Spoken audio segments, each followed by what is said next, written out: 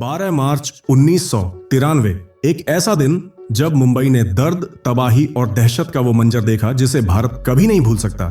ये कोई आम दिन नहीं था, बल्कि वो काली घड़ी थी जब एक के बाद एक 12 भीषण बम धमाकों ने शहर को लहूलुहान कर दिया। सड़कें खून से सराबोर थीं, हर तरफ चीख पुकार मची थी और आसमान धुएं की चादर ओढ़ चुका था। 257 बेगुनाहों की जान चली गई, हजारों जख्मी हुए और पूरे देश का दिल दहल उठा। इस तबाही का मास्टरमाइंड था दाऊद इब्राहिम, मुंबई के सबसे खतरनाक अंडरवर्ल्ड डॉन का वो खौफनाक खेल जिसने इतिहास के पन्नों पर ब्लैक फ्राइडे की काली स्याही से अपनी जगह बना ली। ये सिर्फ धमाके नहीं थे, ये भारत की सुरक्षा पर अब तक का सबसे बड़ा हमला था जिसने हर हिंदुस्तानी के दिल में आक्रोश और दर्द की आग जला दी। मुंबई की चमक दमक के पीछे एक अंधेरा सच छिपा था, जहां सपने और ख्वाब खौफनाक हकीकतों से भरे थे। इस कहानी की शुरुआत होती है जब 129 लोगों के खिलाफ एक केस में बॉलीवुड का सुपरस्टार संजय दत्त का नाम सामने आया। उन पर आरोप था कि उन्होंने हथियारों की तस्करी में मदद की, वही हथियार जो बम धमाकों में इस्तेमाल हुए थे। संजय ने अपनी सफाई में कहा कि उनके परिवार की सुरक्षा खतरे में थी और अंडरवर्ल्ड से तालमेल बनाने के अलावा कोई विकल्प नहीं था। फिर आया 1997 का वो दिन जब संगीत के बादशाह गुलशन कुमार की दिन दहाड़े हत्या ने मुंबई को हिलाकर रख दिया। पूजा करके मंदिर से बाहर निकलते ही उन पर गोलियां चल गईं। इस वारदात ने शहर के दिल में दहशत भर दी और लोग उस इलाके में जाने से कतराने लगे। समय बीतने के साथ अंडरवर्ल्ड की काली छाया बॉलीवुड तक ही सीमित नहीं रही। बड़े बिजनेसमैन, पॉलिटिशियन, क्रिकेटर्स और म्यूजिक इंडस्ट्री तक उनकी पहुंच थी। हर दिन 30 से ज्यादा एक्सटॉर्शन केस सामने आते थे। यह एक ऐसा दौर था जब अंडरवर्ल्ड केवल एक कहानी नहीं बल्कि मुंबई की धड़कन बन चुका था। एक ऐसा जाल जहां हर कदम पर खतरों का सामना करना पड़ता था। इस अंधेरे में सपनों की चमक भी धुंधली होती जा रही थी। एक वक्त था जब मुंबई की गलियां सिर्फ आम लोगों के लिए नहीं बल्कि उन गैंगस्टर्स के नाम से भी जानी जाती थीं, जिनके सामने बड़े बड़े बिजनेसमैन, बॉलीवुड के सुपरस्टार्स और क्रिकेट के हीरो तक सिर झुका देते थे। ये सिर्फ अपराधी नहीं थे बल्कि सत्ता और रौब के प्रतीक थे। हाजी मस्तान, करीम लाला और उनके जैसे कई डॉन मुंबई के अंडरवर्ल्ड का वो हिस्सा थे जिनका दबदबा हर जगह था। वो द्वार ऐसा था जब अपराध भी अंधेरे में होता था, मगर उसका असर पूरी मुंबई की सड़कों पर दिखता था। हर रोज शूटआउट्स, गैंग वार, किडनैपिंग और मर्डर की खबरें आम थीं, पर यह सब कुछ पर्दे के पीछे चलता था और लोग सिर्फ उनके खौफ को महसूस कर सकते थे। लेकिन फिर ऐसा क्या हुआ कि वही अंडरवर्ल्ड जो कभी ताकत और इज्जत का दूसरा नाम था, धीरे धीरे बर्बादी की तरफ बढ़ गया। असल में जो चीज कभी इनके उभरने की वजह बनी, वही इनके पतन का कारण भी बनी। समाज की बदलती सोच। जब तक लोग इन्हें ताकत और स्टाइल का प्रतीक मानते रहे, तब तक इनका रुतबा कायम रहा। मगर जैसे जैसे मीडिया ने इनकी हकीकत उजागर की, इनका अंत भी शुरू हो गया।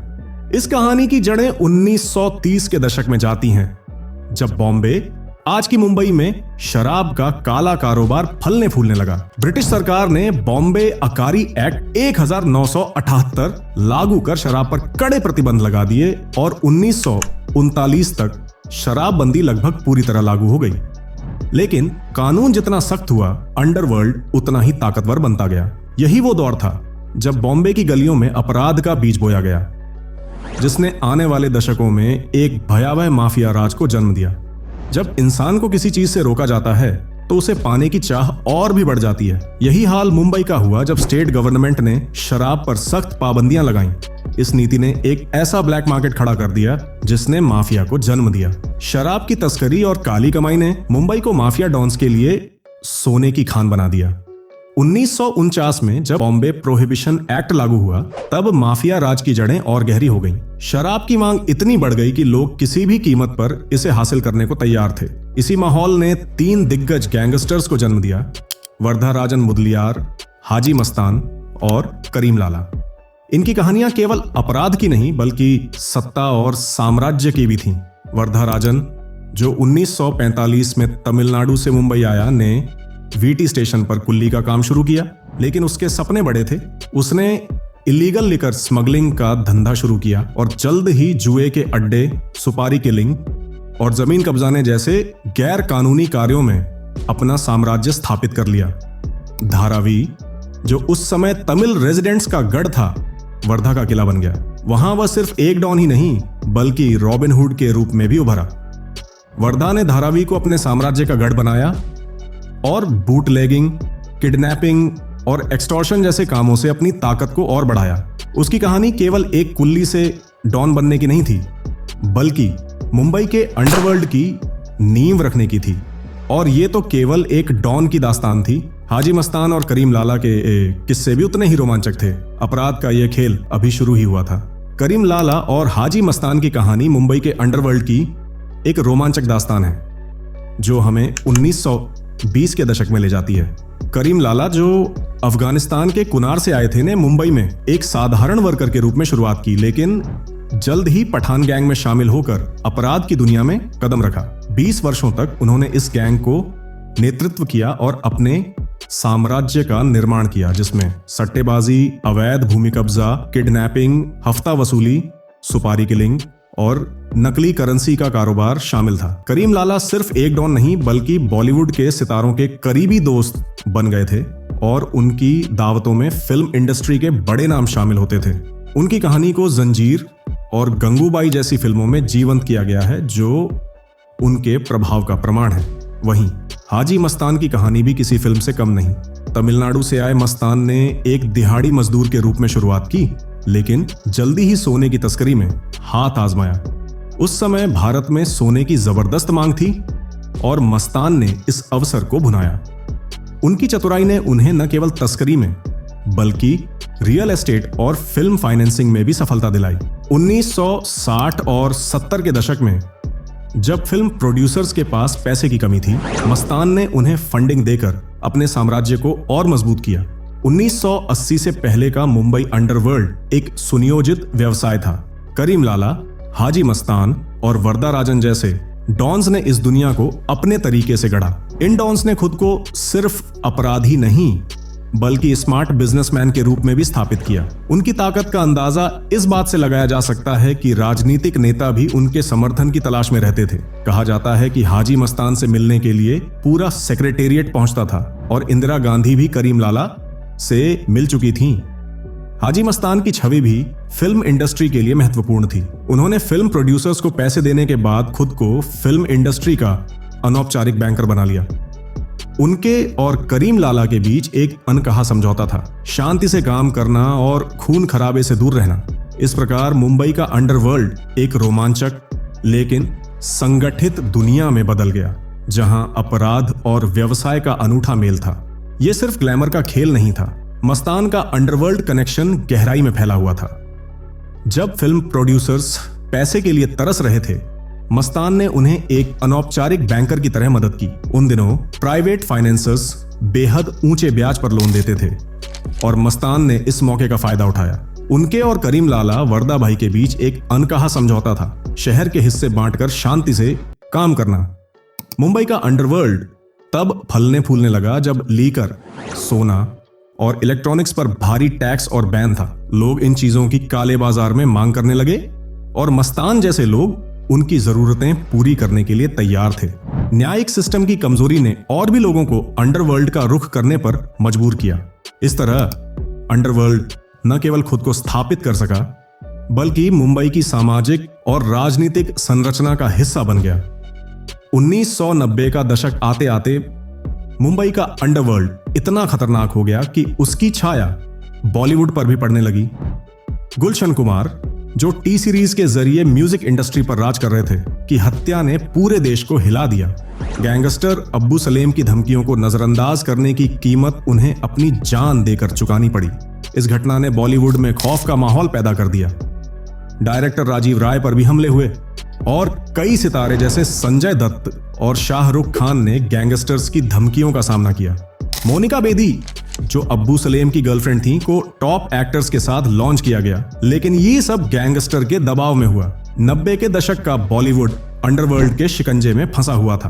प्रीति जिंटा ने खुलासा किया कि उन्हें भी धमकियां मिलती थीं। जब जांच एजेंसियों ने स्टार्स से सवाल किए तो प्रीति ने साहस दिखाते हुए अंडरवर्ल्ड के खिलाफ बोला, लेकिन बाकी सब चुप रहे। यह एक ऐसा युग था जहां डर और ग्लैमर का घनिष्ठ संबंध बन गया था। 1990 के दशक के अंत में मुंबई का अंडरवर्ल्ड एक खतरनाक मोड़ पर था, जहां गैंग वॉर और अपराध की घटनाएं आम हो गई थीं।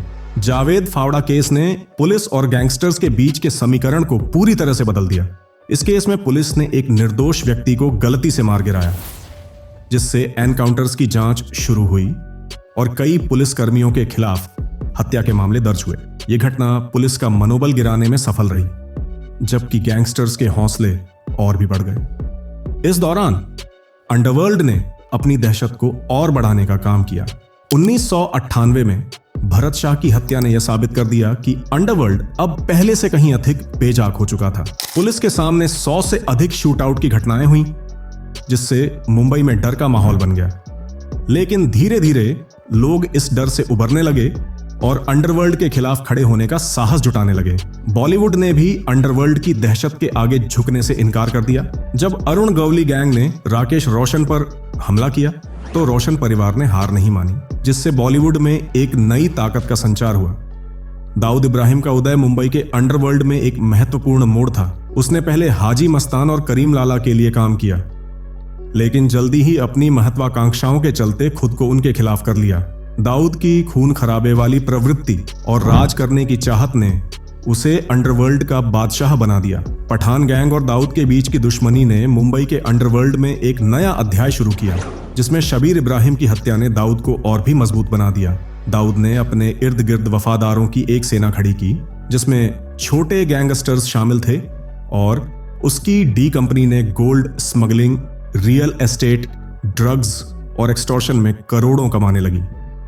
दाऊद ने पुलिस और पॉलिटिशियंस को अपने प्रभाव में लाने के लिए महंगे उपहार भेजने शुरू किए, जिससे उसकी पकड़ और भी मजबूत हुई। लेकिन अंततः दाऊद का डर और उसकी दुश्मनों से सुरक्षा की चिंता उसे हमेशा सताती रही। यह कहानी न केवल मुंबई के अंडरवर्ल्ड की, बल्कि एक ऐसे समाज की भी है जो डर और आतंक के साए में जी रहा था, लेकिन फिर भी साहस और उम्मीद के साथ अपने हक के लिए खड़ा हुआ। 1980 के दशक के अंत तक महाराष्ट्र की राजनीति एक नए रंग में रंग चुकी थी। बाल ठाकरे की शिवसेना ने हिंदुत्व को केंद्र में रखकर एक गहरा ध्रुवीकरण शुरू किया।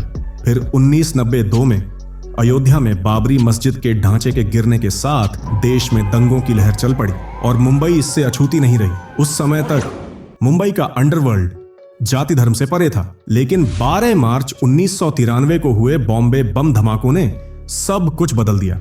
यह साजिश दाऊद इब्राहिम ने आईएसआई की मदद से रची थी, जिससे वह एक सामान्य अपराधी से ग्लोबल टेररिस्ट बन गया। जितेंद्र दीक्षित के अनुसार दाऊद के इस निर्णय के पीछे 2 मुख्य कारण थे। एक, बाबरी विध्वंस के बाद मुस्लिम समुदाय का दबाव, और दूसरा, अपनी सुरक्षा की चिंता। पाकिस्तान ने उसे सुरक्षा का वादा किया, बशर्ते वह भारत में RDX भेजे। वहीं छोटा राजन ने इस प्रस्ताव को ठुकरा दिया, यह कहते हुए कि वह भारत के खिलाफ कुछ नहीं होने देंगे। इसने डी कंपनी में अंदरूनी मतभेद पैदा कर दिए। मुंबई बम धमाकों के बाद छोटा राजन ने अपनी अलग गैंग बना ली और दाऊद को सजा देने की ठानी। धीरे धीरे राजन की छवि एक पैट्रियोटिक डॉन के रूप में उभरने लगी, जबकि दाऊद की छवि नॉन पैट्रियोटिक डॉन बन गई। राजन ने धमाकों में शामिल गैंग के सदस्यों का सफाया करने का मिशन शुरू किया और पुलिस भी उनके साथ हो गई, क्योंकि अब दाऊद एक बड़ा अपराधी बन चुका था। इसके बाद दाऊद को दूसरा बड़ा चैलेंज अरुण गवली से मिला, जो कभी दाऊद के करीबी सहयोगी थे। 80 के दशक में दाऊद और अरुण के बीच मतभेद हुए और वे अलग हो गए। अरुण ने दाऊद से दूरी बनाने के बाद दाऊद के खिलाफ मोर्चा खोल लिया। इस बीच नायक जी की हत्या, जो दाऊद ने करवाई थी, ने अरुण को और भी मजबूती से दाऊद के खिलाफ खड़ा कर दिया। इस तरह दाऊद के सामने न सिर्फ छोटा राजन, बल्कि अरुण गवली जैसी चुनौती भी खड़ी हो गई, जो उसके साम्राज्य के लिए एक बड़ा खतरा बन गई। अरुण गवली के भीतर एक गहरी बदले की भावना जगी थी, जैसे उसे लगता था कि उसके साथ इंसाफ नहीं हुआ है। दाऊद इब्राहिम और अरुण के गैंग के बीच खूनी संघर्ष शुरू हो गया था। अरुण का सबसे बड़ा दुश्मन उस वक्त अंडरवर्ल्ड में दाऊद इब्राहिम ही था, और हिंदू डॉन होने के नाते अरुण के पास कुछ राजनीतिक पार्टियों का भी समर्थन था। बाल ठाकरे जी ने तो कह दिया था, अगर मुस्लिमों के पास दाऊद है तो हमारे पास अरुण गवली है। यही नहीं, इस अंडरवर्ल्ड की पावर के बिखराव के कारण दाऊद इब्राहिम की डी कंपनी कमजोर होने लगी थी। लेकिन इस बढ़ते अपराध के पीछे सिर्फ गैंगस्टर्स की सत्ता की भूख नहीं थी, बल्कि एक और बड़ा कारण था भारतीय इकोनॉमी में एक बड़ा बदलाव। 1991 में पीवी नरसिम्हा राव की सरकार ने डॉ. मनमोहन सिंह के नेतृत्व में एलपीजी रिफॉर्म्स लागू किए। इन रिफॉर्म्स ने भारतीय अर्थव्यवस्था को लिबरलाइज और ग्लोबलाइज कर दिया। पहले जिन मालों पर भारी टैक्स और टैरिफ होते थे, अब वे सस्ते हो गए। शराब पर लगे बैन को भी हटा लिया गया। अंडरवर्ल्ड, जो पहले स्मगलिंग से मोटा पैसा कमाता था, अब अपनी जड़ें खोने लगा। दाऊद और हाजी मस्तान जैसे गैंग्स जो स्मगलिंग पर निर्भर थे, अचानक उस पर से अपनी पकड़ खोने लगे। इन रिफॉर्म्स की वजह से जो चीजें अंडरवर्ल्ड से इलीगल बिकती थीं, अब वो चीजें लीगल तरीके से बिकने लगीं और इससे अंडरवर्ल्ड का पूरा फाइनेंशियल सिस्टम हिल गया। यह बदलाव सिर्फ भारतीय अर्थव्यवस्था का नहीं था, बल्कि अंडरवर्ल्ड की पूरी दुनिया का था। 2000 के आसपास अंडरवर्ल्ड को एक और बड़ा झटका तब लगा जब अमिताभ बच्चन ने एक महत्वपूर्ण खुलासा किया। उन्होंने बताया कि फिल्म इंडस्ट्री अब पूरी तरह से कॉरपोरेट हो चुकी है और फिल्मों के लिए फाइनेंसिंग के स्रोत बदल चुके हैं। उनका मानना था कि अगर कभी अंडरवर्ल्ड से फिल्में फाइनेंस होती थीं, तो अब वह पैसा मिलने में उतनी आसानी नहीं रही। फिल्म इंडस्ट्री ने अब खुद के पैरों पर खड़ा होना शुरू कर दिया था। इससे अंडरवर्ल्ड को भारी नुकसान हुआ और वह अपनी खोई हुई जमीन को फिर से हासिल करने के लिए और भी ज्यादा हिंसा करने लगा। गैंगस्टर्स ने फिर से ज्यादा एक्सटॉर्शन, मर्डर और किडनैपिंग का सहारा लिया, क्योंकि वे अपनी पावर को बचाने के लिए हर तरह की सख्त कार्रवाई करने को तैयार थे। इस हिंसा का शिकार केवल अंडरवर्ल्ड के पुराने दुश्मन नहीं, बल्कि क्रिकेटर्स, डायरेक्टर्स, प्रोड्यूसर्स, एक्टर्स और आम लोग भी बने। अब स्थिति इतनी बिगड़ चुकी थी कि पॉलिटिशियंस और पुलिस फोर्स पर इन गैंगस्टर्स के खिलाफ कड़ी कार्रवाई करने का दबाव बढ़ने लगा।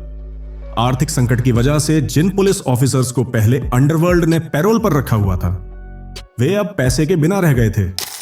99 के बम धमाकों के बाद पुलिस फोर्स में आक्रोश इतना बढ़ गया कि अब कोई भी अपराधी बच नहीं सकता था। ऐसे समय में 83 एनकाउंटर बैच का गठन हुआ, जिसे अर्बन काउबॉयज या एनकाउंटर स्पेशलिस्ट के नाम से भी जाना जाता था। ये टीम्स छोटे से लेकर बड़े गैंगस्टर्स को खोज खोज कर मारने लगीं।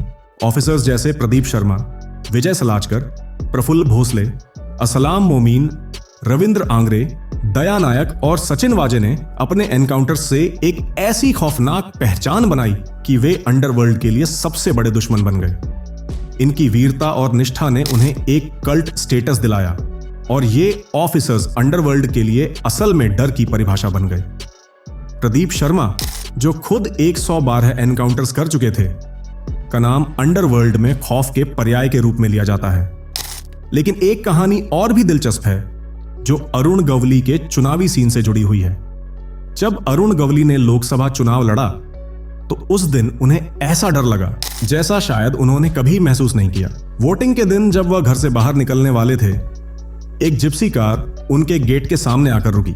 अरुण ने देखा कि कार में जो ऑफिसर बैठा था वह कोई और नहीं बल्कि विजय सालास्कर थे, जो एक चर्चित एनकाउंटर स्पेशलिस्ट थे। सालास्कर का नाम ही अंडरवर्ल्ड के खौफ का कारण था। अरुण गवली इतनी घबराहट में थे कि वह डर के मारे खुद ही वोट डालने नहीं गए। उन्हें लगा कि आज के दिन सालास्कर उनका एनकाउंटर करने ना आ जाए। यह डर इतना बड़ा था कि उन्होंने खुद ही चुनाव में वोट डालने की हिम्मत नहीं जुटाई। लेकिन इस पूरे घटनाक्रम का एक बड़ा श्रेय तब के डेप्यूटी मिनिस्टर गोपीनाथ मुंडे जी को जाता है। मुंडे जी ने पुलिस अधिकारियों को पूरी छूट दी थी और इसी कारण पुलिस को गैंगस्टर्स के एनकाउंटर के लिए पूरी फ्री हैंड मिल गई। 95 में जब अंडरवर्ल्ड अपने चरम पर था, गोपीनाथ मुंडे ने पुलिस कमिश्नर और अन्य टॉप अधिकारियों से एक मीटिंग की और साफ कह दिया, कुछ भी करो, बस मुंबई को साफ करो। इस मीटिंग के बाद 1999 में महाराष्ट्र सरकार ने Maharashtra control of organised crime act (MCO) का पास किया, जिसने अंडरवर्ल्ड के खिलाफ और भी सख्त कार्रवाई की। इस एक्ट ने अपराधियों को टफ पनिशमेंट, एक्सटेंडेड डिटेंशन और उनकी प्रॉपर्टी सीज करने का अधिकार दिया। जिस अंडरवर्ल्ड ने पिछले दशकों तक मुंबई में अपनी हुकूमत चलाई, वह 2004 से 5 तक आते आते लगभग खत्म हो चुका था। 500 से ज्यादा एनकाउंटर्स के बाद मुंबई का अंडरवर्ल्ड पूरी तरह से वाइप आउट हो गया। 2016 तक मुंबई पुलिस ने इस एक्ट के तहत सिर्फ 5 केस रजिस्टर किए और उनमें से 2 ही अंडरवर्ल्ड से जुड़े थे। ये कहानी दिखाती है कि कैसे एक दृढ़ नायक और सख्त पुलिस अफसरों की मदद से अंडरवर्ल्ड को लगभग पूरी तरह से खत्म किया गया। तो अब आपका क्या ख्याल है मुंबई के अंडरवर्ल्ड के बारे में? क्या सच में ये पूरी तरह खत्म हो चुका है या इसकी परछाइयां अब भी कहीं ना कहीं मौजूद हैं? अपनी राय हमें नीचे कमेंट में जरूर बताएं। अगर आपको यह वीडियो पसंद आया हो तो इसे लाइक करें, अपने दोस्तों के साथ शेयर करें और चैनल को सब्सक्राइब करना ना भूलें। साथ ही हमारी डीप डाइव वीडियो की प्लेलिस्ट को जरूर चेक करें, जहां आपको और भी हैरान कर देने वाली कहानियां और अनसुने पहलू मिलेंगे। मिलते हैं अगले वीडियो में, तब तक के लिए बाय और अपना ख्याल रखें।